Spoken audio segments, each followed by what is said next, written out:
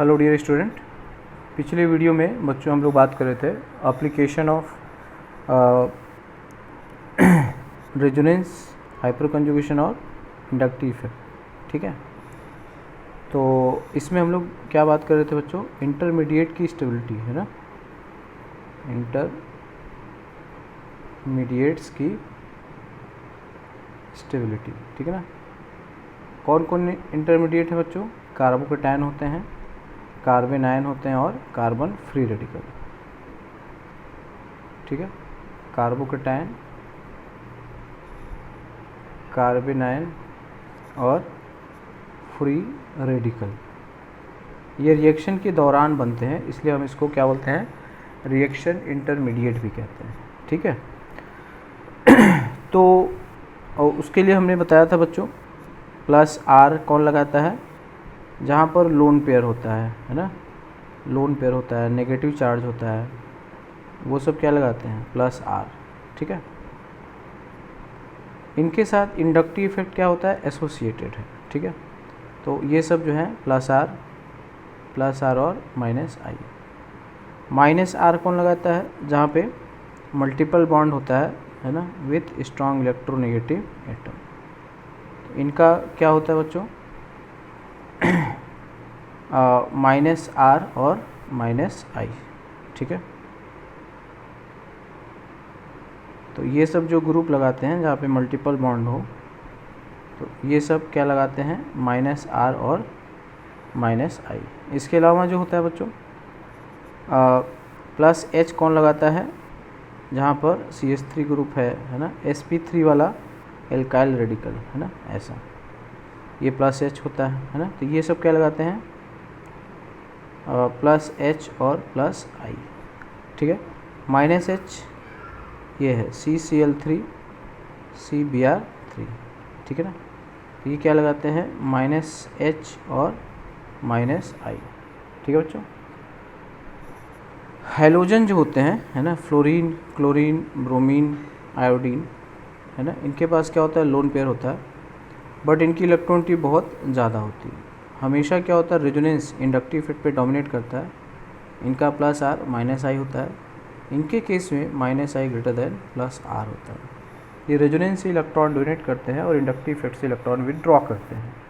तो एक्चुअल में बच्चों हमें बेसिकली इतनी ही बात ठीक से समझ लेनी है कि कौन सा ग्रुप है जो कार्बन को इलेक्ट्रॉन डोनेट करता है। ठीक है, कौन सा ग्रुप है जो कार्बन से इलेक्ट्रॉन विदड्रॉ करता है, सिर्फ इतनी की पहचान सबसे ज़्यादा ज़रूरी है। तो इसके बेस पे हम लोग कार्बोकेटायन की स्टेबिलिटी या कार्बन आयन की स्टेबिलिटी या फ्री रेडिकल की स्टेबिलिटी, ठीक है ना, का ऑर्डर कंपेयर कर सकते हैं, है ना। तो कार्बोकेटायन जो होता है इसको क्या चाहिए होता है? इसको इलेक्ट्रॉन चाहिए होता है। तो यहाँ पे जो G है ये कब स्टेबल होगा? यहाँ पे प्लस है ना, प्लस है तो इलेक्ट्रॉन आएगा तो क्या होगा बच्चों? तो प्लस न्यूट्रलाइज होगा, है ना। तो सबसे ज़्यादा स्टेबल कौन होता है? जो न्यूट्रल होगा, न्यूट्रलाइज होगा और स्टेबल होगा।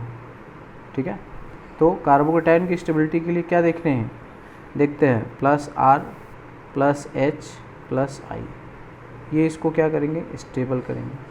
और अगर इसका उल्टा हो गया, है ना, माइनस आर माइनस एच और माइनस आई, तो ये इसको क्या करेंगे? डी स्टेबलाइज करेंगे। तो सेम है बच्चों कार्बोकेटायन। कार्बन फ्री रेडिकल में सेम है, यहाँ भी अगर जो G है वो क्या होना चाहिए? इलेक्ट्रॉन डोनेटिंग, क्योंकि यहाँ भी इलेक्ट्रॉन की क्या है बच्चों? शॉर्टेज है, साथ ही इलेक्ट्रॉन होता है। फ्री रेडिकल है ना, फ्री रेडिकल में 3 बॉन्ड होता है, 3 बॉन्ड पेयर और एक ऑड इलेक्ट्रॉन होता है, यहाँ पे 7 इलेक्ट्रॉन है। तो यहाँ भी 1 इलेक्ट्रॉन की क्या होती है बच्चों? कमी होती है। ठीक है, इसलिए यहाँ भी सेम होगा कि प्लस आर प्लस एच और प्लस आई, ये इसको क्या करेगा? स्टेबल करेगा। और माइनस आर माइनस एच और माइनस आई इसको क्या करेगा? अनस्टेबल करेगा, डीस्टेबलाइज करेगा। उसके बाद फिर बच्चों क्या होता है? कार्बन आयन होता है ना। तो कार्बन आयन में क्या होता है?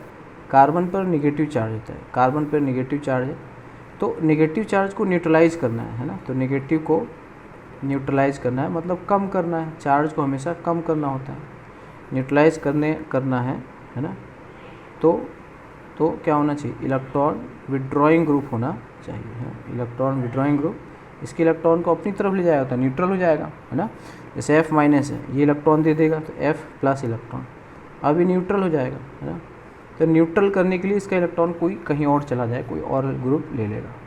तो कार्बन आयन के लिए क्या होगा, अपोजिट हो जाएगा। तो कार्बन आयन की जो स्टेबिलिटी होती है ये किस पे डिपेंड करेगा, स्टेबिलिटी बढ़ेगा प्लस R पे प्लस H पे, सॉरी माइनस R, है ना,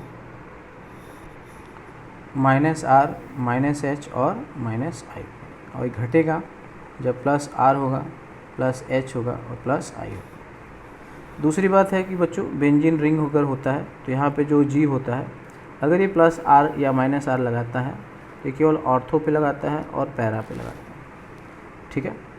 और अगर ये इंडक्टिव इफेक्ट लगाता है तो यहाँ पे I मैक्सिमम होता है, यहाँ पे I मिनिमम मीडियम होता है, और यहाँ पे I जो होता है मिनिमम होता है, ठीक है।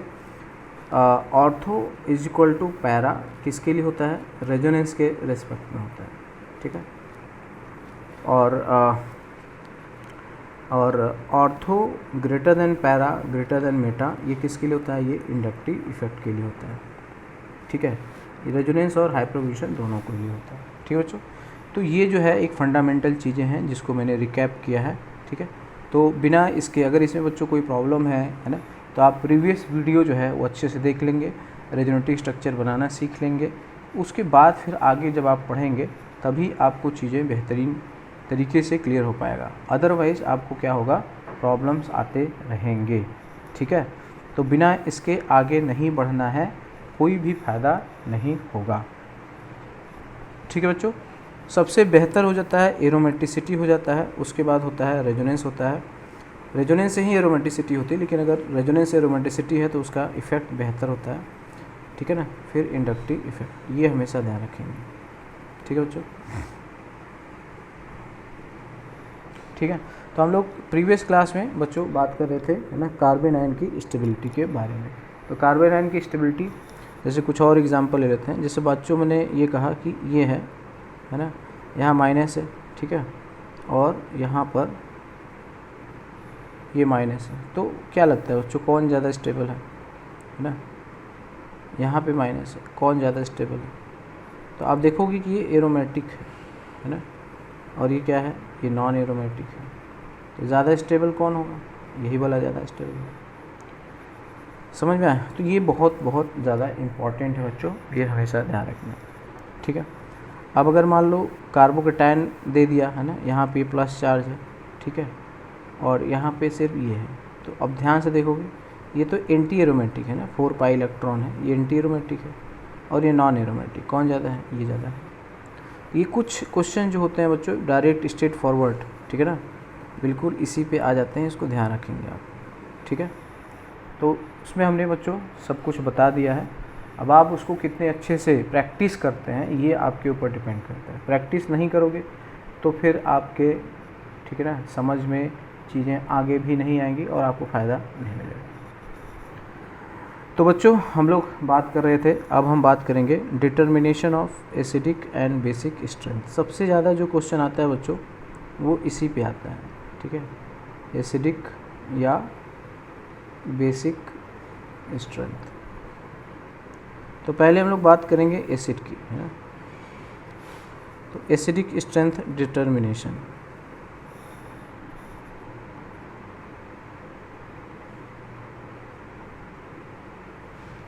तो बच्चों एसिड किसे कहते हैं, समझ गए, एसिड क्या होता है। यहाँ पे हम एसिड का मतलब होता है कि हम उसको मानेंगे तो ब्रस्टेड एसिड है, ठीक है। तो एसिड का मतलब है कि ये क्या होता है, प्रोटॉन डोनर होता है, ठीक है। अब इसी बेसिक फंडा पे ही, है ना, समझना है कि भाई एसिड कौन अच्छा होगा, ठीक है। तो एसिड वो अच्छा होगा जो प्रोटॉन दे देगा आसानी से। जैसे कोई भी किसी भी कंपनी में, है ना, चैरिटी करता है, दान करता है ना, किसी ने 1 लाख रुपए दान दे दिया, किसी ने 10,000 रुपये दान दिया, किसी ने 10 रुपये दान दिया, ठीक है। तो ये जो दान देने वाली बात है बच्चों, जैसे यहाँ पे क्या है, जो H+ को दान दे दे, तो आप दान वही चीज़ देते हैं ना जिसको दान देने से आपको कोई बड़ा नुकसान न हो रहा हो, है ना। दान देने के बाद आप क्या रहें, स्टेबल रहें। तो एसिड अच्छा एसिड होगा जो H+ आसानी से दे देगा। देने के बाद H+ अगर निकल जाएगा तो क्या बच जाएगा, एनायन बच जाएगा। क्या बच जाएगा, एनायन हो जाएगा। तो H+ देने के बाद, ठीक है ना, जैसे आप जो है बहुत ज़्यादा लंच करके, है ना, बहुत अच्छे से, है ना, बढ़िया आप रेस्टोरेंट वगैरह में गए, आप बहुत बढ़िया से लंच करके आ रहे हैं, ठीक है, और घर से भी आपके पास क्या आ गया, टिफ़िन आ गया। तो क्या करोगे, आप उस टिफ़िन को दान कर दोगे, किसी और को दे दोगे, क्योंकि आपका पेट भरा हुआ है। ठीक है बच्चों। तो एसिड जो हम लिखते हैं Ha, तो अगर ये अच्छा एसिड होगा तो इसकी क्या कंडीशन होगा, है ना, तो इसको ये दे देगा, तो देने के बाद ये बनेगा, है ना। तो ये तो H+ देने के बाद बना, ठीक है ना। आप घर बहुत भूखे हैं और अपना टिफ़िन, लंच बॉक्स क्या किसी को दे देंगे, नहीं, क्योंकि अगर आप दे देंगे तो you will be less stable. तो देने के बाद क्या होना चाहिए, स्टेबल होना चाहिए, ठीक है। तो हम क्या बोलते हैं, अच्छा एसिड कौन होगा, जिसका कॉन्जुगेट बेस स्टेबल होगा, समझ गए। तो बेटर एसिड, ठीक है ना, मस्ट हैव क्या होना चाहिए, A- को क्या बोलेंगे, कॉन्जुगेट बेस, मस्ट है स्टेबल कॉन्जुगेट बेस, ठीक है ना। कि जो अच्छा एसिड है, आपने दो एसिड को कंपेयर किया, जिस एसिड का कॉन्जुगेट बेस क्या होगा, ज़्यादा स्टेबल होगा, ठीक है ना, वही अच्छा एसिड होगा, वही क्या होगा, अच्छा एसिड होगा, ठीक है। या ऐसे भी सोच सकते हैं कि Ha है, ठीक है ना। तो अब यहाँ इसको H+ यहाँ से निकालना है, H+ क्या करना है, निकालना है, H+ निकालना है। तो ऐसे भी समझ सकते हैं कि H+ निकालना है, मतलब H का इलेक्ट्रॉन यहाँ पे छीन ले जाए कोई, तभी तो यहाँ पे प्लस आएगा, ठीक है ना। यहाँ पे जितना ज़्यादा प्लस आएगा उतना ही आसानी से H+ निकल जाएगा। तो इसका मतलब ये है कि A के अंदर क्या होने चाहिए, बहुत सारे इलेक्ट्रॉन विड्रॉइंग ग्रुप होने चाहिए, है ना। तो एसिड में क्या होना चाहिए, एसिड में, ठीक है ना, बहुत सारा क्या होगा, इलेक्ट्रॉन विड्रॉइंग ग्रुप होगा, इलेक्ट्रॉन विड्रॉइंग ग्रुप होगा। तो H एटम का इलेक्ट्रॉन छीन लेंगे, ठीक है ना।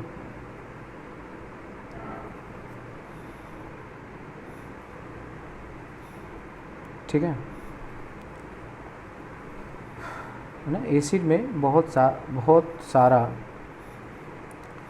इलेक्ट्रॉन विड्रॉइंग ग्रुप होगा, ठीक है ना, बहुत सारा इलेक्ट्रॉन विड्रॉइंग ग्रुप होगा। तो हाइड्रोजन एटम का इलेक्ट्रॉन छीन लेंगे और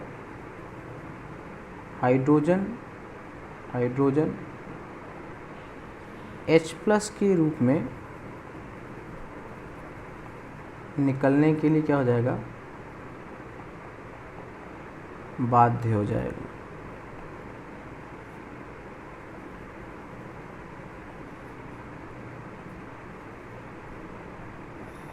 समझ गया कि वो H+ के रूप में निकलने के लिए क्या हो जाएगा, बाध्य हो जाएगा।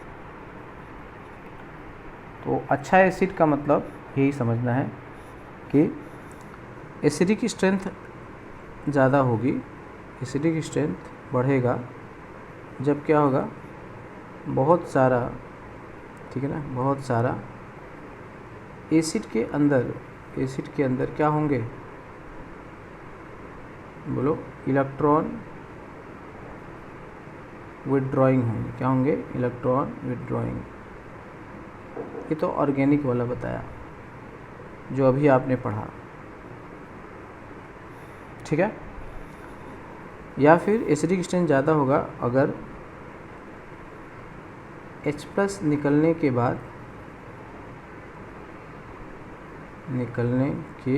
बाद जो एनायन यानी कि जिसे हम लोग क्या बोलते हैं, कॉन्जुगेट बेस बने, वो क्या होगा, वो स्टेबल होना चाहिए। ठीक है बच्चों, तो एसिडिक स्ट्रेंथ में हमें यही दो चीज़ देखनी है कि एसिड के अंदर इलेक्ट्रॉन विड्रॉइंग ग्रुप होने चाहिए या H+ निकलने के बाद जो कॉन्जुगेट बेस बने वो स्टेबल होना चाहिए। एक ही बात है, दोनों एक ही बात है। तो अगर हम पीरियोडिक टेबल में बात करेंगे, पीरियोडिक टेबल में तो लेफ़्ट टू राइट जाते हैं तो है ना, लेफ़्ट टू राइट क्या होता है, acidic strength, left to right कहाँ जाओगे, पीरियड में जाओगे, बढ़ता है। ठीक है, क्योंकि इलेक्ट्रोनेगेटिविटी क्या होता है, बढ़ता है। सेम पीरियड में इलेक्ट्रोनेगेटिविटी डिसाइडिंग फैक्टर होता है। जैसे अगर हमने कहा कि NH3 है, H2O है और HF है, तो कौन ज़्यादा एसिडिक है, सबसे ज़्यादा होगा HF, ज़्यादा एसिडिक होगा, फिर वाटर होगा, फिर NH3 होगा। क्यों ऐसा होगा, क्योंकि जब ये डिसोसिएट होगा तो F- बनेगा, H+ बनेगा, ये डिसोसिएट होगा तो OH- बनेगा, H+ होगा, ये डिसोसिएट होगा तो NH2- होगा और H+ होगा। अब तुम समझ सकते हो कौन ज़्यादा स्टेबल है, तो ये मोस्ट स्टेबल होगा, है ना। क्यों, क्योंकि इसकी इलेक्ट्रोनेगेटिविटी सबसे ज़्यादा है। साइज सबकी लगभग सेम होती है, साइज वैसे धीरे धीरे घटता है लेकिन बहुत ज़्यादा चेंज नहीं होता, बहुत नॉमिनल चेंज होता है। ठीक है, तो मोस्ट स्टेबल है। तो पीरियोडिक टेबल में लेफ़्ट टू राइट जाओगे तो एसिडिक स्ट्रेंथ क्या होता है, बढ़ता है। ये बहुत इंपॉर्टेंट है, सिंपल सी बात है। अच्छा, पीरियोडिक टेबल में किसी ग्रुप में, है ना, किसी ग्रुप में टॉप टू बॉटम जाते हैं, टॉप टू बॉटम, ठीक है ना, जाते हैं तो भी एसिडिक स्ट्रेंथ क्या होता है, बढ़ता है ना, बढ़ता है। क्योंकि टॉप टू बॉटम में क्या होगा, टॉप टू बॉटम में क्या होता है, साइज बढ़ता है, इसलिए स्टेबिलिटी ऑफ एनायन क्या होता है, बढ़ता है ना। ये होती, यहाँ पे इसमें क्या होता है, बॉन्ड एनर्जी वीक होता है अगर नीचे जाओगे तो, क्योंकि साइज बढ़ेगा। दूसरा, जो नेगेटिव आयन, ठीक है, नेगेटिव आयन लार्ज साइज वाला मोर स्टेबल होगा, लार्ज साइज वाला क्या होगा, मोर स्टेबल। ठीक है बच्चों, तो पहले थ्योरेटिकल पार्ट समझ लेना है कि एसिड का मतलब क्या है। तो हमने अभी जो आपको बताया कि एसिड किसे कहोगे बच्चों, एसिड उसे कहोगे जो H+ रिलीज करता है, तभी तो आप एसिड कहोगे। H+ रिलीज करने के बाद कि आपने किसी को दान दे दिया और आप अनस्टेबल हो गए, है ना, आपने किसी को अपनी गाड़ी दे दी और आप पैदल जा रहे हो, तो ऐसा तो होगा नहीं। आपके पास 2 गाड़ियाँ तो दे सकते हो, ठीक है ना। तो सिंपल सी बात है कि अच्छा एसिड होने के लिए कि H+ देने के बाद वो स्टेबल होना चाहिए, ठीक है। या फिर आपके पुराने कपड़े होते हैं, आप दे देते हैं, क्योंकि आप पुराने कपड़े को देने से आप स्टेबल है, आपको कोई बहुत ज़्यादा फ़र्क नहीं पड़ता। आप नया अभी शर्ट खरीद के लाए हैं, बहुत महंगा शर्ट है, तो उसे आप नहीं देंगे। तो सेम वही है कि या फिर आप कोई चीज़ बहुत ज़्यादा अभी यूज कर चुके हैं तब भी आप उसे देंगे, है ना। तो वैसे ही क्या होता है कि एसिड मॉलिक्यूल के अंदर ऐसे बहुत सारे ग्रुप होंगे, एटम्स होंगे जो हाइड्रोजन के इलेक्ट्रॉन छीन लेंगे, हाइड्रोजन के इलेक्ट्रॉन अपने लिए यूज कर लेंगे और हाइड्रोजन को भगा देंगे, है ना। आप मूँगफली खाते हो तो उसके दाने को आप खा जाते हो और छिलके को फेंक देते हो, है ना। तो सिंपल सी बात है कि हाइड्रोजन एक तरह से छिलका है, उसको आपने फेंक दिया, वो आप जेब में भर के ले जाने वाले नहीं हैं। तो इसमें यही है कि अगर इलेक्ट्रॉन विड्रॉइंग ग्रुप अगर होगा तो हाइड्रोजन के इलेक्ट्रॉन को छीन लेंगे और H+ बाहर निकलने के लिए मजबूर हो जाएगा, वो बाध्य हो जाएगा, ठीक है। दूसरा है कि आप किसी चीज़ को फेंक देते हैं जब आप उसके बिना रह सकते हैं, ठीक है। आप जो है कोल्ड ड्रिंक पिए और उसका जो कैन है फेंक दिया आपने, ठीक है। तो क्यों फेंक दिया, कैन, कोल्ड ड्रिंक तो नहीं फेंका, बट उसका जो कैन है, बॉटल है, ठीक है ना, जो भी है आपने उसको फेंक दिया। बिस्किट खाया, रैपर फेंक दिया, मतलब आप उसके बिना रह सकते हैं, है ना, उसकी आपको ऐसा कोई ज़रूरत नहीं है, ठीक है ना। अब जैसे आपने वॉच खरीदा, घड़ी खरीदा, तो घड़ी खरीदा तो क्या हुआ, अब घड़ी के पट्टे या उसके चेन को तो फेंक नहीं देते, वॉच भी है, उसका चेन भी है, तो अब उसका चेन या पट्टे को फेंक दोगे तो आप पहन नहीं पाओगे, तो आप उसको भी रखे रहोगे। तो सेम यहाँ भी है बच्चों कि एसिड अच्छा होगा, स्ट्रॉन्ग एसिड होगा जब H+ निकलने के बाद वो स्टेबल रहेगा, H+ देने के बाद स्टेबल रहेगा। H+ देने के बाद क्या बचता है, कॉन्जुगेट बेस बचता है। तो हम बोलते हैं कि अगर जिस एसिड का H+ निकलने के बाद जो कॉन्जुगेट बेस बनता है वो अगर स्टेबल होगा तो H+ को बाहर दे देगा, ठीक है। अगर एसिड के अंदर इलेक्ट्रॉन विड्रॉइंग ग्रुप होगा तो वो हाइड्रोजन के इलेक्ट्रॉन छीन छीन के उसको कंगाल कर देगा और भाग जाएगा। वो कहेगा यार जब सब लोग मेरा कुछ ले लिए तो मेरा यहाँ पे बचा क्या, आई एम गोइंग, ठीक है। पीरियोडिक टेबल में बच्चों अगर हम लेफ्ट टू राइट जाते हैं तो पीरियोडिक टेबल में लेफ्ट टू राइट क्या कब होता है, एटॉमिक साइज जो होता है घटता है बट इलेक्ट्रोनेगेटिव बढ़ता है। लेफ्ट टू राइट जाने से साइज में डिक्रीमेंट कम होता है और इलेक्ट्रोनेगेटिविटी में इंक्रीमेंट ज़्यादा होता है। तो लेफ्ट टू राइट जाने से नॉन मेटेलिक करेक्टर बढ़ता है, इलेक्ट्रॉन लेने की इच्छा बढ़ती है। तो फ्लोरीन की इच्छा तो सबसे ज़्यादा होगी, उसके बाद ऑक्सीजन का होगा, फिर नाइट्रोजन का होगा। तो लेफ्ट टू राइट जाओगे तो एसिडिक स्ट्रेंथ क्या होगा, बढ़ेगा। अगर हम टॉप टू बॉटम जाते हैं, है ना, टॉप टू बॉटम अगर जाओगे, ठीक है, तो वहाँ पे एसिडिक स्ट्रेंथ क्या होता है, वहाँ भी बढ़ता है। यहाँ पे इलेक्ट्रोनेगेटिव डिसाइडिंग फैक्टर नहीं होता है, यहाँ पे जो डिसाइडिंग फैक्टर होता है कि कौन सा बॉन्ड आसानी से टूट जाएगा, ठीक है ना, और टूटने के बाद, ठीक है ना, तो यहाँ पे क्या होता है कि साइज बढ़ता है ना। तो ओवरलैपिंग, ठीक है ना, ओवरलैपिंग क्या होता है, पुअर होता है, ओवरलैपिंग पुअर होता है। बॉन्ड एनर्जी क्या होता है, वीकर होता है, ठीक है, कम होता है, और इसलिए बॉन्ड आसानी से ब्रेक हो जाता है। तो ये आसानी से पहले टूट जाएगा, है ना, आसानी से ब्रेक हो जाता है। अब F-, ठीक है ना, Cl-, Br- और I- मोस्ट स्टेबल इसमें ये होगा।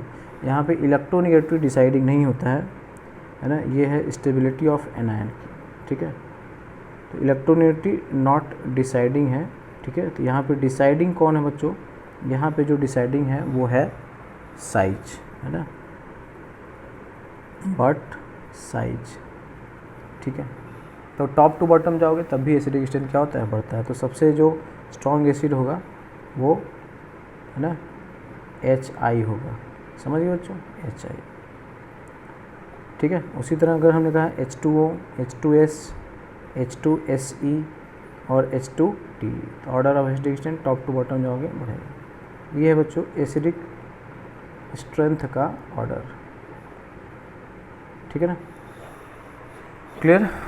तो ये बच्चों थ्योरी है जिसके बारे में आप जितना बढ़िया से आप इसको वीडियो को आप बार बार देख सकते हैं, है ना, तभी आपको इसका बेनिफिट मिलेगा। तो ये तो रहा बच्चों पीरियोडिक टेबल में। लेकिन अब ऑर्गेनिक केमिस्ट्री में एक और होता है कि जैसे अभी हमने बात किया कि जो एसिडिक स्ट्रेंथ है, ठीक है ना, तो एसिडिक स्ट्रेंथ ये बढ़ेगा अगर वहाँ पे -R, -I और -H होगा, ये जितना ज़्यादा होगा, ठीक है। ये घटेगा अगर वहाँ पे +R, +I और +H होगा। अब इसमें क्या होता है बच्चों, कई बार एसिडिक स्ट्रेंथ, है ना, दूसरा ये बढ़ेगा अगर कॉन्जुगेट बेस क्या हो, बेस स्टेबल हो। तो सम, है ना, sometimes conjugate base gains stability through intramolecular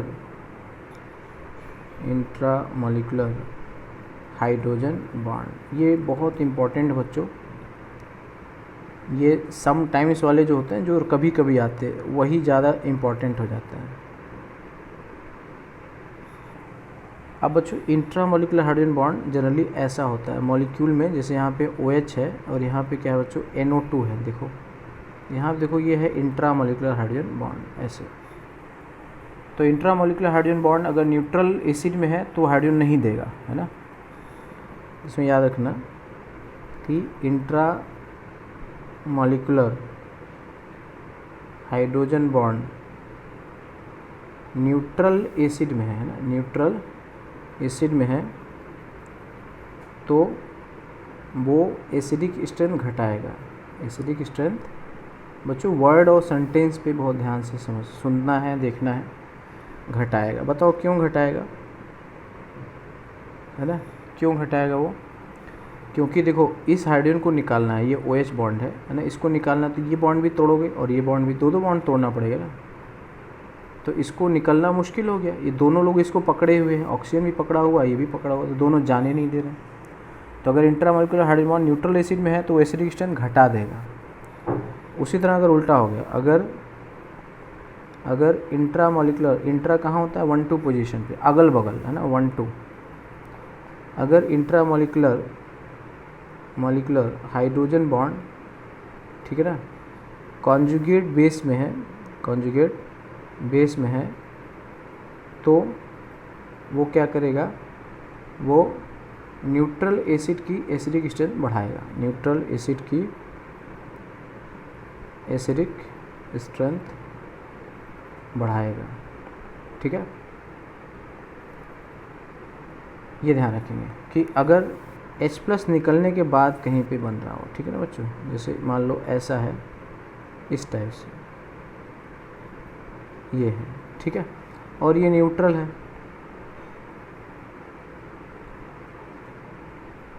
ठीक है, तो ये न्यूट्रल है और ये वाला क्या है? ये कॉन्जुगेट बेस। तो यहाँ से H+ हम निकाल देंगे, यहाँ माइनस आ जाएगा, है ना, यहाँ से H+ निकालोगे तो CO- आएगा, ये माइनस आया और इस OH के साथ ये हाइड्रोजन बॉन्ड बना लिया। तो इसका मतलब ये कहेगा ठीक है, इस हाइड्रोजन को निकाल दो, क्योंकि जो तुम्हारे ऊपर नेगेटिव चार्ज आएगा वो ये जो हाइड्रोजन पे प्लस होता है वो इसको न्यूट्रलाइज करेगा। ओवरऑल आयन स्टेबल तब होगा जब उसका चार्ज क्या हो जाएगा बच्चों? न्यूट्रलाइज होने लगेगा। तो जब उसका चार्ज न्यूट्रलाइज होगा तो इसका मतलब क्या हो जाएगा? उसकी एसिडिक स्ट्रेंथ जो होगी वो, मतलब उसकी जो स्टेबिलिटी हो जाएगा, बढ़ जाएगा। ये कॉन्जुगेट बेस है ना, तो कॉन्जुगेट बेस कैसे बना? After loss of H+, loss of H+ के बाद ये बना और ये स्टेबल है। तो कह रहा ठीक है, H+ को निकलने दो, क्योंकि है ना, आपने मूंगफली का छिलका फेंक दिया, फेंक दो, उसकी कोई ज़रूरत नहीं है। ये छिलका यही है बच्चों, इसको निकाल दो, फेंक दो, क्योंकि फेंकने के बाद यू आर स्टेबल, आपको उसकी ज़रूरत नहीं है, ये मतलब है। ठीक है, तो निकलने से पहले अगर हाइड्रोजन बॉन्ड है तो नहीं निकलने देगा, निकलने के बाद अगर हाइड्रोजन बॉन्ड है तो अच्छी बात है ना। तो हाइड्रोजन बॉन्ड वाला ये जो क्वेश्चन है बच्चों, ये बहुत बहुत इंपॉर्टेंट आता है, हमेशा ध्यान रखेंगे। इंट्रामोलिकुलर, मॉलिक्यूल के अंदर, जैसे यहाँ भी है, जैसे COOH है, यहाँ भी COOH है, ठीक है, तो इसको बोलते हैं बच्चों मैलिक एसिड, है ना, मैलिक एसिड, और इसको बोलते हैं फ्यूमरिक एसिड, है ना, जो ट्रांस वाला है इसको क्या बोलते हैं? Fumaric acid. ठीक है, ये फ्यूमरिक एसिड है। ठीक है बच्चों, तो इसमें क्या होगा कि अगर हम इसमें इन दोनों की एसिडिक स्ट्रेंथ अगर हम चेक करें, ठीक है, दोनों की एसिडिक स्ट्रेंथ चेक करें, तो इसमें 2 हाइड्रोजन है ना, ये मान लो ये H1 है, ये फर्स्ट है और ये सेकेंड है, ये फर्स्ट है और ये सेकेंड है। तो इसमें से अगर हम H+ निकालते हैं, कोई भी पहली बार तो कोई भी एक पहला निकलेगा, तो यहाँ से जो H+ निकला, ठीक है, वो माइनस ऐसे। तो H+ निकलने के बाद देखो बच्चों, यहाँ पे क्या बन गया? हाइड्रोजन बॉन्ड इंट्रामोलिकुलर मॉलिक्यूल के अंदर। अब बताओ ये स्टेबल है ना, तो जब ये स्टेबल है तो H+ को निकाल कहेगा ठीक है भेज दो, कोई दिक्कत नहीं। यहाँ पे देखो बच्चों, ये दोनों सिस पे थे, ठीक है ना, तो जब सिस पे हैं तो एक ही साइड थे, तो हाइड्रोजन बॉन्ड बनाना पॉसिबल हो गया था। बट अगर यही ट्रांस पे होगा, ठीक है ना, तो इसको हाइड्रोजन बॉन्ड का फ़ायदा नहीं मिल पाएगा। ठीक है, तो इसका जो एनायन बना है ना, मैलिक एसिड का जो कॉन्जुगेट बेस बना है ना, तो यहाँ से यहाँ तक, यहाँ से यहाँ तक हाइड्रोजन बॉन्ड पॉसिबल नहीं है, बहुत दूर है। ठीक है, तो यहाँ पे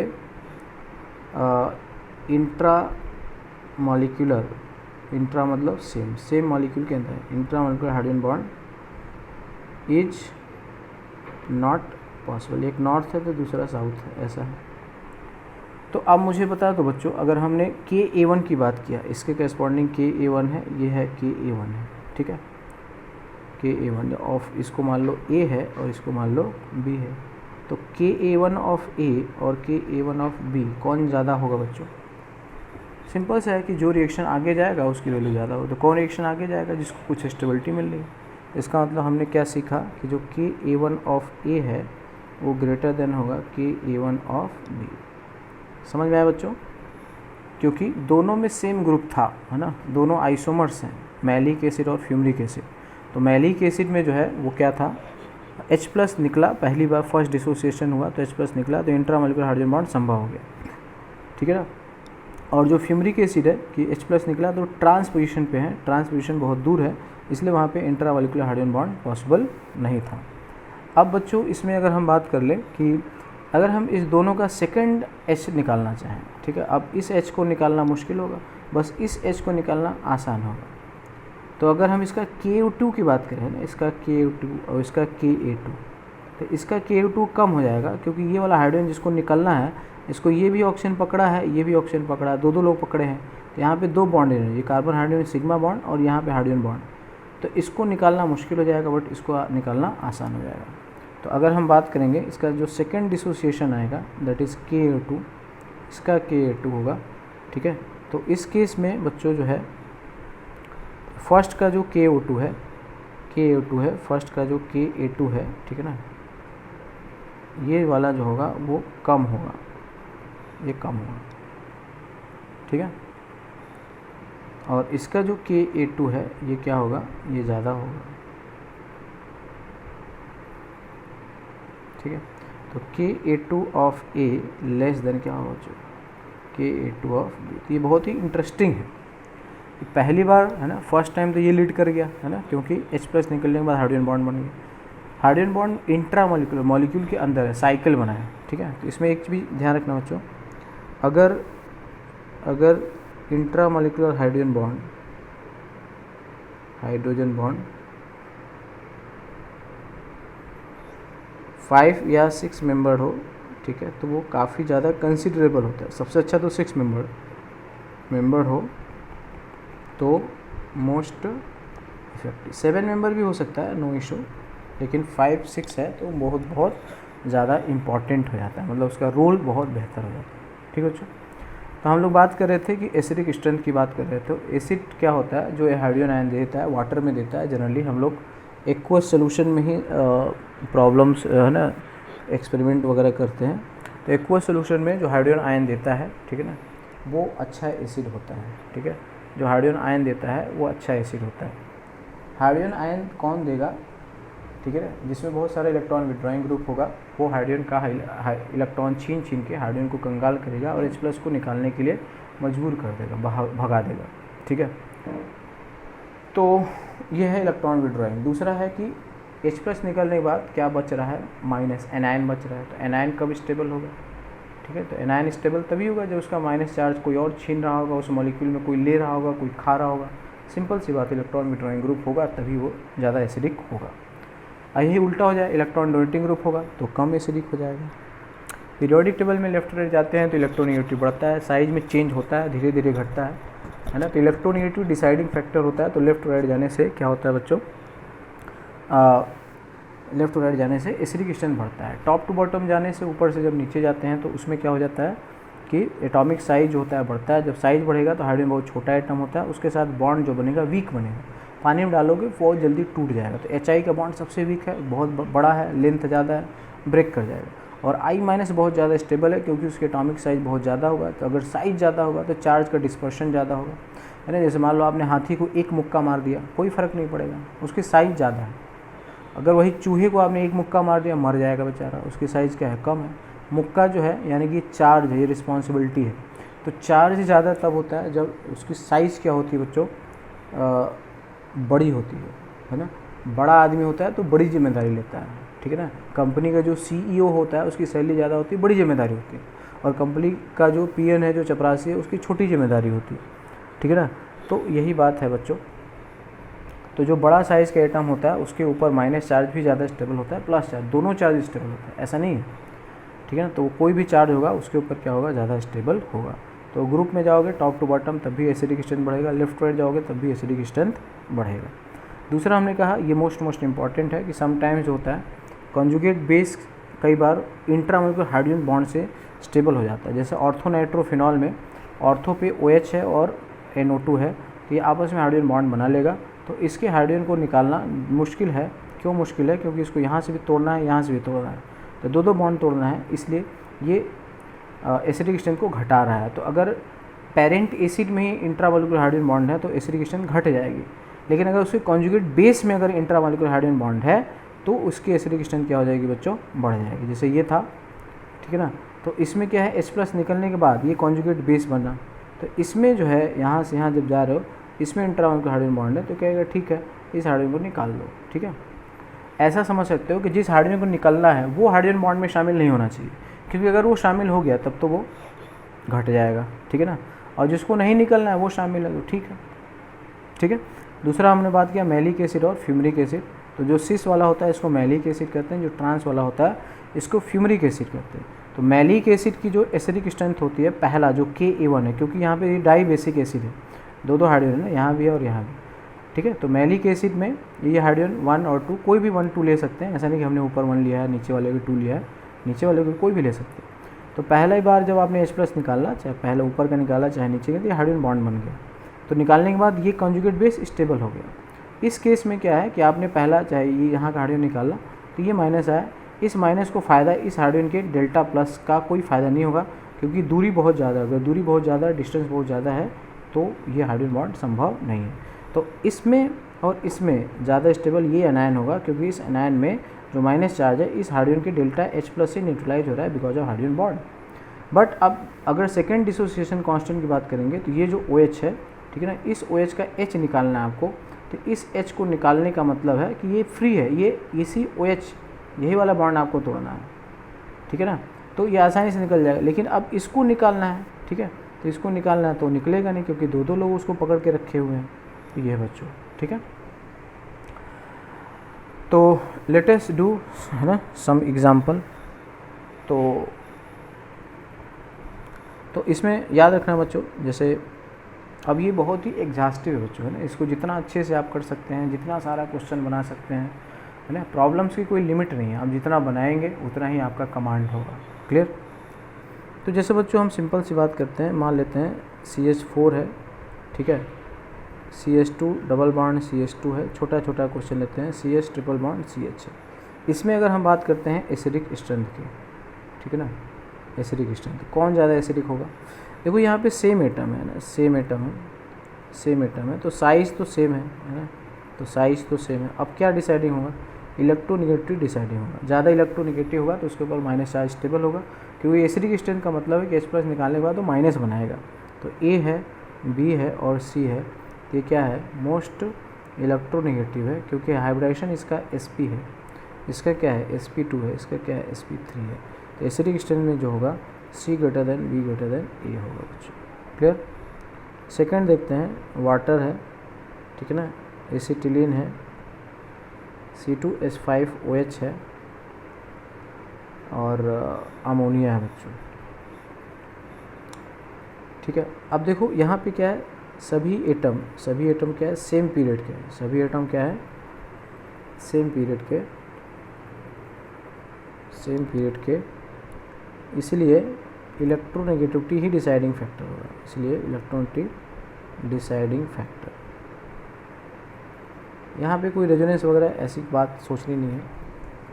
तो ध्यान से देखो, H2O में OH और H है, और ये है HC ट्रिपल बॉन्ड CH है, और ये है CH3 CH2 और OH है, और ये है बच्चों H और NH2। ध्यान से देखो, इलेक्ट्रोनेगेटिविटी ये थोड़ा सा आइडिया होना चाहिए।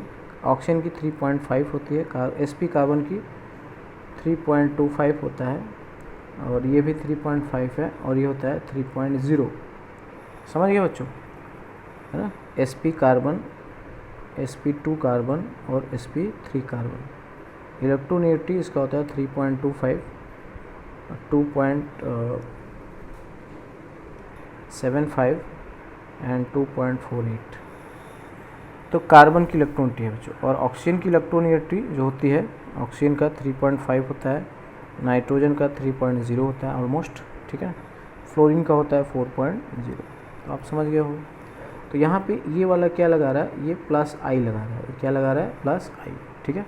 तो मोस्ट कौन हुआ बच्चों, वाटर हो जाएगा सबसे ज़्यादा, है ना।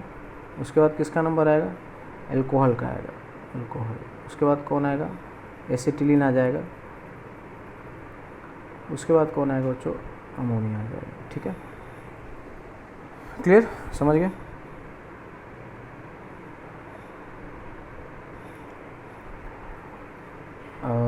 तो एल्कोहल और वाटर में है ना जो है, जैसे कहा कि वाटर है, एल्कोहल है, ठीक है ना। अच्छा, ये एक्सेप्शन है बच्चों, है ना, CH3OH की एसिडिक स्ट्रेंथ वाटर से क्या होती है, ज़्यादा होती है। ये आप कह लो कि ये एक्सेप्शन है, इसका कोई अभी रीज़न किसी के पास है नहीं, एक्सपेरिमेंटल है। ऐसा होना चाहिए था CH3OH को, है ना, कम एसिडिक, क्योंकि CH3 जो है प्लस आई है, तो ये एक्सेप्शन है, कई बार दे देते हैं, तो याद रखना। ठीक है बच्चों। तो अगर मैं कहूँ बच्चों वाटर और H2S में कौन ज़्यादा एसिडिक है, ये सेम ग्रुप के हैं, है ना, सेम ग्रुप के, इसलिए यहाँ पे साइज डिसाइडिंग है, साइज डिसाइडिंग। तो जिसका साइज ज़्यादा होगा उसकी बॉन्ड एनर्जी कम होगा, एनायन ज़्यादा स्टेबल होगा। ठीक है, तो लेस देन H2S होगा। ठीक है, तो अब जैसे बच्चों हम लोग बात करते हैं, अगर हम वाटर ले लेते हैं, C2H5OH लेते हैं और कार्बोक्सिलिक एसिड ले लेते हैं बच्चों, कार्बोक्सिलिक एसिड क्या होगा, मच स्ट्रॉन्गर एसिड होगा। ठीक है, much stronger acid than water. ठीक है, और उसके बाद कौन आएगा, C2H5OH। क्यों carboxylic acid much stronger acid है, रीज़न क्या है बच्चों, इसमें देखो पहली बात तो ऑक्सीजन भी बहुत सारा है, H+ को अगर निकाल दोगे तो यहाँ पे जो O- बनेगा, ये क्या है, रेजोनेंस स्टेबलाइज्ड है ना, और यहाँ पे इक्विवेलेंट रेजोनेटिंग स्ट्रक्चर बन रहा है बच्चों। तो जहाँ भी रेजोनेंस है और वो इक्विवेलेंट है, ठीक है ना, तो वो स्टेबिलिटी के लिए बहुत बड़ा फैक्टर होता है। तो कार्बोक्सिलिक एसिड को इसीलिए हम लोग, कार्बोक्सिलिक एसिड ही उसके नाम में ही एसिड है ना, क्योंकि उसका नेचर है एसिडिक होना, वाटर का नेचर न्यूट्रल है।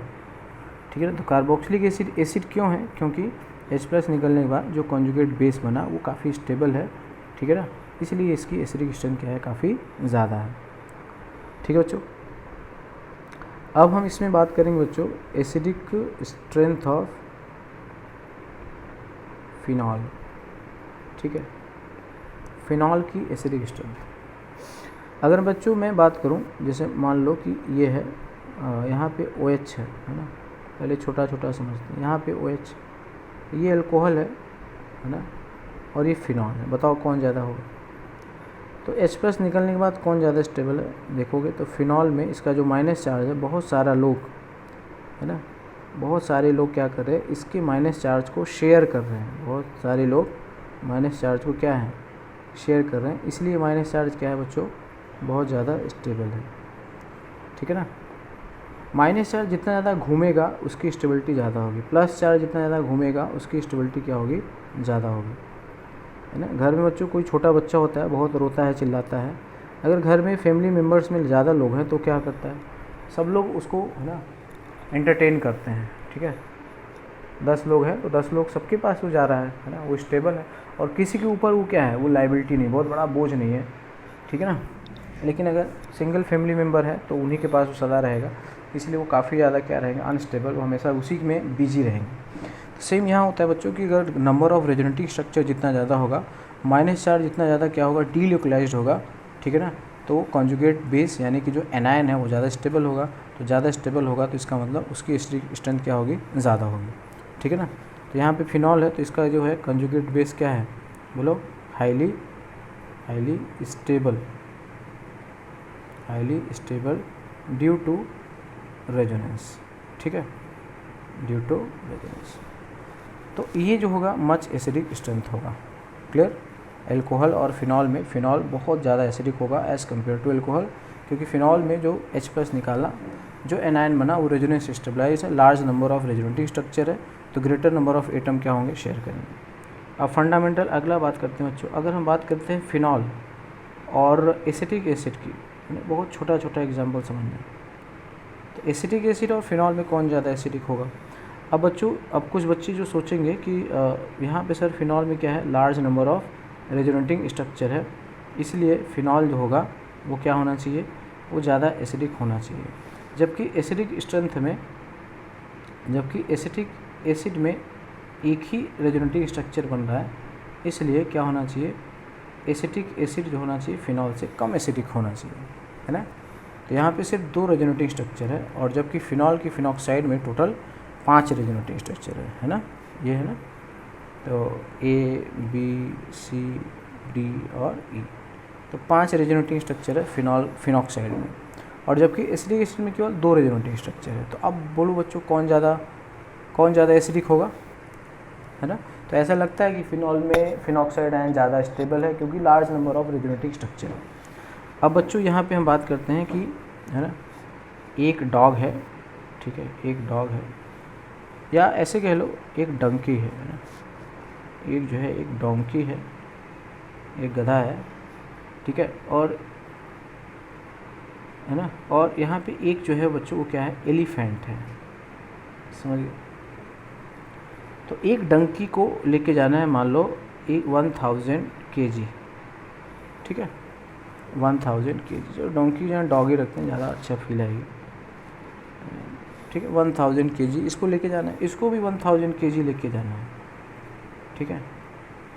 बताओ क्या लगता है, अगर इसकी 1000 kg को 500 kg एक और एलिफेंट आ गया, क्या चलो ठीक है मैं तुम्हें थोड़ा सा रिलैक्स कर देता हूँ, तो एक और एलिफेंट आ जाता है ना, तो 2 एलिफेंट क्या 1000 kg के बर्डन को ले जाएंगे, क्या बड़े आराम से ले जाएंगे, है ना।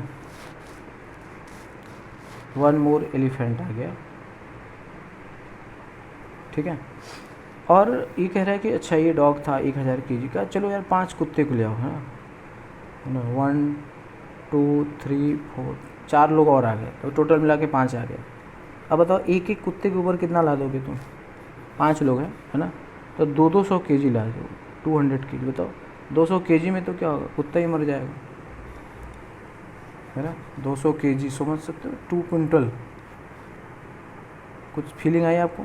देखो यहाँ पे क्या है कि एक ऑक्सीजन के ऊपर माइनस चार्ज तो है, इस माइनस चार्ज को कार्बन शेयर कर रहा है। कौन शेयर कर रहा है, कार्बन। ये कार्बन शेयर कर रहा है ना, माइनस आया कार्बन पे, तो कार्बन की इलेक्ट्रॉनिटी ज़्यादा है क्या, नहीं है, तो क्या उसके ऊपर माइनस चार्ज उतना स्टेबल होगा, नहीं होगा। तो यहाँ पे क्या है, यहाँ पे हमको देखना है ना कि इसमें लोग तो ज़्यादा हैं, फिनॉक्साइड आयन में नंबर ऑफ रेजोनेटिंग स्ट्रक्चर तो ज़्यादा है, मगर उसकी क्वालिटी उतनी बेहतर नहीं है। एसिटिक एसिड में नंबर ऑफ रेजोनेटिंग स्ट्रक्चर कम है, लेकिन उसकी क्वालिटी क्या है, बहुत ज़्यादा बेहतर है, ठीक है। तो नंबर ऑफ रेजोनेटिंग स्ट्रक्चर तब मैटर करता है जब रेजोनेटिंग स्ट्रक्चर एक जैसे हो, ठीक है। तो इसमें यही समझना है कि जो एसिटिक एसिड होगा ये मच स्ट्रॉन्गर देन क्या होता है, फिनॉल होता है, ठीक है। क्योंकि इसमें क्या होता है, कॉन्जुगेट बेस जो होता है, कॉन्जुगेट बेस में, है ना, 1 मोर इक्विवेलेंट रेजोनेटिंग स्ट्रक्चर एंड और माइनस चार्ज कहाँ आ रहा है, दूसरे ऑक्सीजन पे आ रहा है, दूसरे ऑक्सीजन पर आ रहा है, इसलिए इसका रेजोनेंस बेहतर माना जाए। इसमें क्या है, नंबर ऑफ रेजोनेटिंग स्ट्रक्चर तो ज़्यादा है, बट उसकी क्या है, बोलो, क्वालिटी उतनी अच्छी नहीं है। कार्बन पे नेगेटिव चार्ज, नॉट गुड, समझ गए। तो फिनॉल में जैसे मान लो कि एक घर में 4 मजदूर है, वो नौकरी करते हैं, मजदूर सिंपल नरेगा में 4 लोग कितना मिल रहा है, 3 है, 1200 रुपये पर डे मिल रहा है मान लो, या मान लो 500 है, तो 2000 रुपये पर डे उनके घर में इनकम आ रहा है। और एक घर में 2 ही है, दोनों डॉक्टर है ना, तो 2000 रुपये वो खाना, वो डॉक्टर की फ़ीस ही 2000 रुपये है, समझ गए। और बाकी जो पेशेंट ऑपरेशन करता है, तो मतलब 2 लाख रुपये तो एक डॉक्टर कमा रहा है, या 20,000 रुपये पर डे कमा रहा है एक डॉक्टर, दूसरा भी 20,000 रुपये पर डे का 40,000, तो ये मतलब है। तो एसिडिक एसिड में जो है उसकी एसिडिक स्ट्रेंथ ज़्यादा है एज़ कम्पेयर टू फिनॉल, क्योंकि नाम ही है उसका एसिड, तो एसिड और फिनॉल पे कंपेयर करोगे तो एसिड ही क्या होगा बच्चों, ज़्यादा होगा। क्लियर, समझ गए, एक बेसिक बात है। तो अब हम बात करते हैं बच्चों फिनॉल की बात करते हैं। तो फिनॉल की एसिडिक स्ट्रेंथ अगर आपको कंपेयर करना है, जैसे यहाँ पे कुछ क्वेश्चन जो है हम लोग लेना शुरू करते हैं। OH है, यहाँ पर CH3 है, ठीक है, यहाँ पे OH है और यहाँ पर Cl है। तो अब बस ग्रुप देख लो बच्चों। अब आपको CH3 के बारे में समझना है कि ये क्या लगाता है। ये प्लस I लगाता है, प्लस H लगाता है। Cl क्या लगाता है? Cl लगाता है प्लस R और क्या लगाता है? Minus I। बट ये पता है आपको -I greater than plus R किसके केस में? हैलोजन के केस में। ये एक्सट्रीमली इंपॉर्टेंट है। Fluorine, chlorine, bromine and iodine, इन सब के लिए क्या होता है, ये ओवरऑल इलेक्ट्रॉन विड्रॉइंग ग्रुप होते हैं। ओवरऑल क्या होते हैं? Electron withdrawing. तो यहाँ पे इलेक्ट्रॉन खींचा, यहाँ पे इलेक्ट्रॉन खींचा है ना, इलेक्ट्रॉन खींचने वाला है। यहाँ पे इलेक्ट्रॉन दिया, इलेक्ट्रॉन डोनेटिंग है।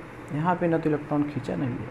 तो हमने आपको बताया था कि एसिडिक स्टेट में हाइड्रोजन के इलेक्ट्रॉन को क्या है, छीन छीन के कंगाल बना के और H+ को बाहर फेंक दो, है ना, H+ को बाहर फेंक दो, है ना, कि आप मूंगफली को छील करके और उसके छिलकों को फेंक देते हैं। तो वैसे ये है। तो आप समझ सकते हो यहाँ पे क्या है कि इलेक्ट्रॉन छीनने वाला ग्रुप होगा तो एसिडिक स्ट्रेंथ ज़्यादा होगा। तो कौन ज़्यादा एसिडिक स्ट्रेंथ होगा बच्चों? A है, B है और C है। तो which one is more acidic? सबसे ज़्यादा C होगा, उसके बाद A होगा, उसके बाद B होगा। समझ में आया? क्योंकि B में तो इलेक्ट्रॉन डोनेटिंग है, इलेक्ट्रॉन विड्रॉइंग फेवर करेगा, एसिडिक स्ट्रेंथ को बढ़ाएगा। बट इलेक्ट्रॉन डोनेटिंग जो होगा वो एसिडिक स्ट्रेंथ को क्या करेगा? घटाएगा। फिर अगला देखते हैं। यहाँ पर OH है, यहाँ NO2 लगा दिया, ठीक है। यहाँ पर OH है, यहाँ पे Cl लगा दिया, OH। अब बताओ बच्चों, ये -I सबसे तगड़ा है ना, इसको याद रखना। -R सबसे, हम भूल जाते हैं ना, इसलिए हमको हिंदी में लिखना पड़ता है, याद रखना। तो -R -I दोनों पैरेलल हैं। इसका -I plus R, -I greater than plus I, ठीक। तो सबसे ज़्यादा कौन एसिडिक होगा? A होगा, फिर उसके बाद B होगा, फिर उसके बाद C होगा। यहाँ पर OH है, यहाँ पर OH है, यहाँ पे NO2 लगाया, यहाँ पे NH3+ लगाया, ठीक है, और यहाँ पर COH लगाया। अब बताओ बच्चों, इसका -R स्ट्रॉन्गेस्ट है, सबसे तगड़ा है, -I है। यहाँ पे -I ओनली बताया हूँ, और यहाँ पे -R और -I दोनों है ना, CH2। तो इस वजह से सब के सब इलेक्ट्रॉन विड्रॉइंग है। सबसे ज़्यादा इलेक्ट्रॉन विड्रॉइंग ग्रुप कौन है? A है। उसके बाद B होगा, क्योंकि -I R लगा है, और R जो होता है वो तो इंडक्टिव पे डोमिनेट करता है एक्सेप्ट इन हेलोजन। तो मोस्ट एसिडिक कौन होगा बच्चों? A greater than C greater than B। Next बात करते हैं, यहाँ पर OH है, यहाँ पे C≡N है,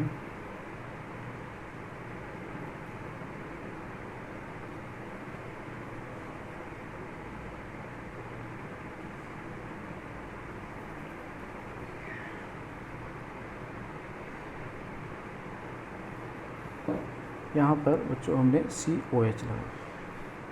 अब बच्चों इसमें क्या है ना कि बहुत बार बच्चे कंफ्यूज हो जाते हैं। देखो, तुम इसको फिनॉल समझ रहे थे, मगर ये फिनॉल नहीं है ना। तुम्हारे हिसाब से जैसे क्या लगाया, -R -I इसका तो स्ट्रॉन्गेस्ट है।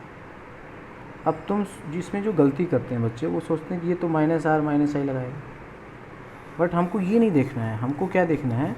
हमको H यहाँ से निकालना है। ये फिनॉल नहीं है, H यहाँ से निकलेगा। ये फिनॉल नहीं है, ये क्या है? ये कार्बोक्सिलिक एसिड है। तो इसमें धोखा हो जाता है बच्चों। तो A, B और C, तो C ज़्यादा होगा, उसके बाद B होगा, फिर A होगा। तो हम लोग COH को ग्रुप मान लेते हैं कि ये इलेक्ट्रॉन विड्रॉ करेगा, लेकिन तुम्हें देखना है कि COH खुद एसिड है, वहीं से H निकल जाएगा, OH से थोड़ी H निकलेगा, ठीक है। तो ये बहुत ही धोखे वाला क्वेश्चन है।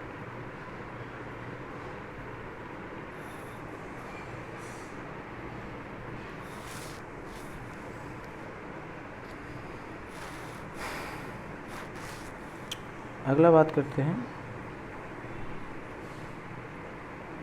जैसे बच्चों OH है, यहाँ पे NO2 लगाया, यहाँ पे OH है, यहाँ पे NO2 लगाया और यहाँ NO2 लगाया। अब ध्यान से देखना है ना, अभी बताया था, यहाँ से -R -I, ये -I वीकेस्ट होगा, मिनिमम है, -I ओनली है ना, यहाँ पे -R और -I मैक्स। बट इसमें भी ये धोखे वाला क्वेश्चन है। क्या धोखा है बच्चों? तुमने सोचा कि ऑर्थो पे तो -I मैक्सिमम, तो सबसे ज़्यादा इलेक्ट्रॉन विड्रॉइंग है, बट इसमें एक चीज़ है ना कि इसी के अंदर न्यूट्रल एसिड में ही क्या बन रहा है, इंट्रामोलिकुलर हाइड्रोजन बॉन्ड। तो जिसको जाना है ना, जिसको जाना है वो तो बधा हुआ ज़्यादा है। तो इसमें ये ध्यान रखेंगे कि ऑर्थो नाइट्रोफिनॉल को मोस्ट एसिडिक होना चाहिए था, एसिडिक होना चाहिए था, बट इसी में इंट्रामोलिकुलर हाइड्रोजन बॉन्ड बन जाने से इसकी एसिडिक स्ट्रेंथ पैरा वाले से कम हो जाती है।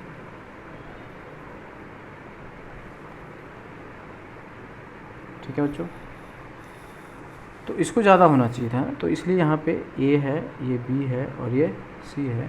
तो order of acidic strength A greater than C greater than B। ये भी बहुत धोखे वाला क्वेश्चन है, इसको याद रखना। अगला है, यहाँ पे OH लगा देते हैं बच्चों, पे NH2 लगा देते हैं, यहाँ पर CH3 लगा देते हैं, यहाँ पर कुछ नहीं लगाते हैं। ठीक है, तो देखो अब एक ये जो ग्रुप है ना, OH एक एक्स्ट्रा ग्रुप आया, यहाँ पे NH2 एक्स्ट्रा ग्रुप आया, यहाँ पे CH3 एक्स्ट्रा ग्रुप आया है ना, और यहाँ पे H है। तो H को ना तो हम कुछ मानते हैं, ना तो डोनेटिंग ना विड्रॉइंग। ये क्या लगाता है, +R और -I।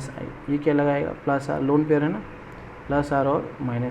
+R इसका मैक्सिमम होगा, +H और +I, और यहाँ पे कोई भी इफेक्ट नहीं। तो ये भी क्या हुआ, ये डोनेटिंग हुआ। डोनेटिंग ग्रुप क्या होता है, घटाता है। ये भी डोनेटिंग है, लेकिन ये डोनेटिंग तो मैक्सिमम है, ये मैक्सिमम, क्योंकि नाइट्रोजन का +R सबसे ज़्यादा। ये भी डोनेटिंग है। ठीक है, तो डोनेटिंग क्या करता है, एसिडिकेशन को घटा देता है। सबसे ज़्यादा कौन घटाया, सबसे ज़्यादा जो डोनेट किया, कौन डोनेट किया, ये। ठीक है, तो सब में डोनेटिंग है एक्सेप्ट 4th, तो D मोस्ट एसिडिक हो जाएगा। उसके बाद सबसे कम डोनेटिंग कौन है, +H +I। D के बाद क्या हो जाएगा, C हो जाएगा। उसके बाद फिर A होगा, और मिनिमम क्या होगा, B होगा। तो जो मैक्सिमम डोनेटिंग होगा वो मैक्सिमम एसिडिकेशन को घटा देगा। विड्रॉइंग होता तो बढ़ा देता।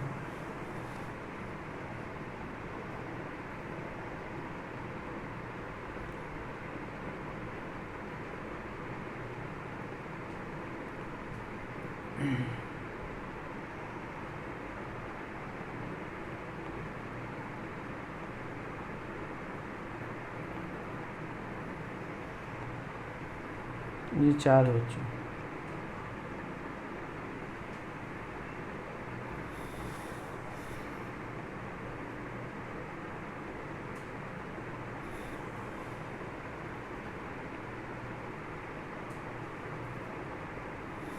ठीक है,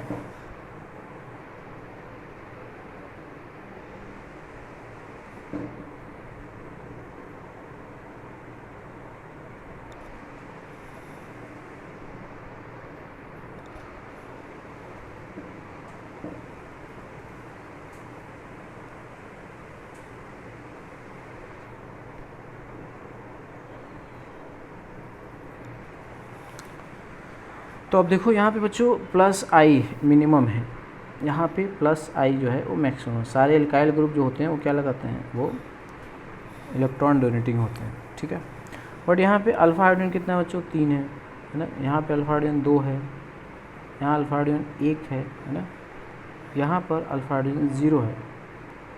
तो ये तो हाइपर कंजुगेशन हो गया ना। तो प्लस आई प्लस एच ये मैक्सिमम है। तो हमने बताया रेजोनेंस, हाइपरटेंशन और इंडक्टिव। सबसे ज़्यादा डोनेट किसने किया, ए ने। तो ये बहुत इंपॉर्टेंट। एक्चुअली में हाइपर कंजुगेशन इफेक्ट जो कि खोज जो हुई ना वो इसी एग्जाम्पल से हुई, ठीक है ना। इसी एग्जाम्पल से हुआ कि लोगों को ये लगा कि डी को मिनिमम एसिडिक होना चाहिए, बट इसमें डी जो था वो मैक्सिमम एसिडिक था, क्योंकि डी में वो इलेक्ट्रॉन ज़्यादा दे नहीं रहा है, क्योंकि इंडक्टिव इफेक्ट एक तो वीक इफेक्ट होता है, दूसरा इसमें हाइपर कंजुगेशन नहीं है। ए में जो है वो हाइपर कंजुगेशन है, ठीक है ना। तो इसलिए यहाँ पे एसिडिक स्ट्रेंथ जो होगा सबसे ज़्यादा डी का होगा, फिर सी का होगा, फिर बी का होगा और उसके बाद ए का होगा, ठीक है।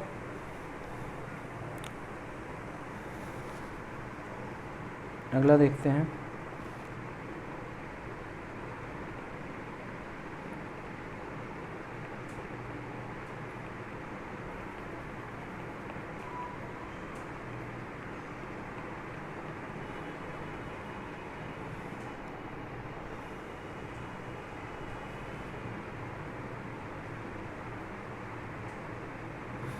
ठीक बच्चों, ये 4 है।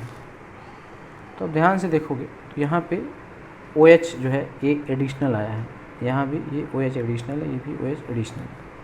अब ये OH जो लगाएगा प्लस आर है ना, प्लस आर और माइनस आई मिनिमम होगा, यहाँ माइनस आई ओनली आएगा।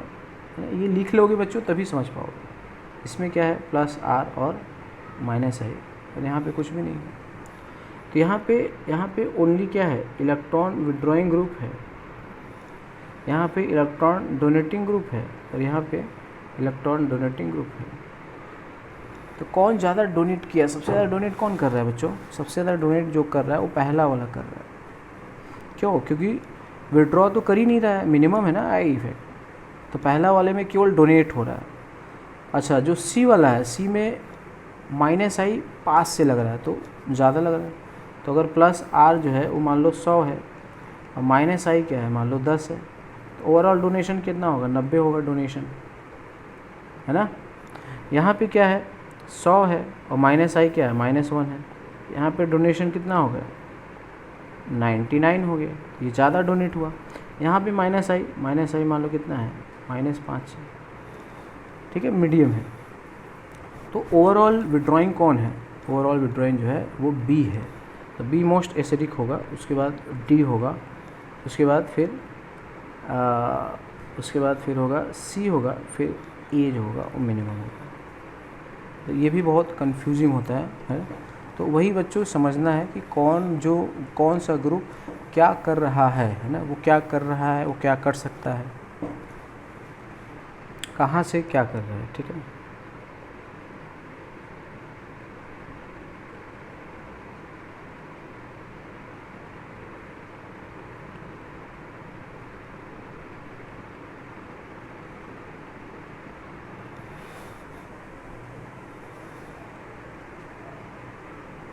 ठीक है, सिंपल है, कर लोगे।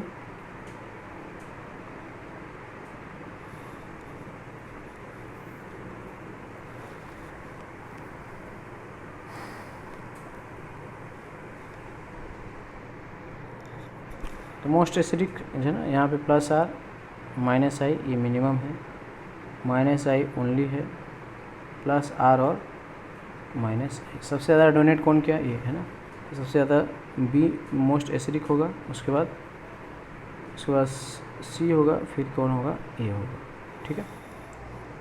तो बच्चों बस प्रैक्टिस आप करते रहो, ध्यान से करते रहो, वीडियो को आप बार बार देखो, जो नहीं आएगा वो आप जो है कमेंट वगैरह कर सकते हैं आप, ठीक है।